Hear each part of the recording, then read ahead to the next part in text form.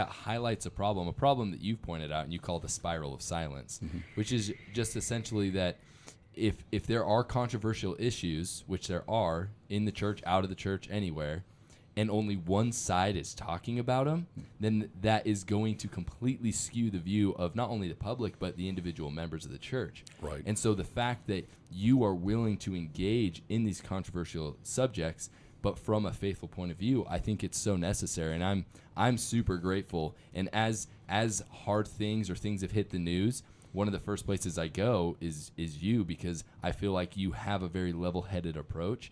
The spiral of silence is just saying, don't put your head in the sand.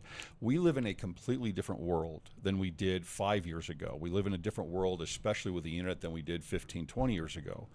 And you can't have, I believe, ignorance on these issues and on the philosophies and on the cultural changes that are out there. There needs to be an awareness and an education that is garnered, because if not, as you said, the information is out there.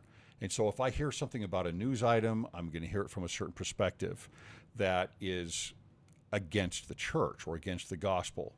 And so by speaking up and saying something, and I would love to see more and more people do this, we can have more of a faithful point of view on these issues.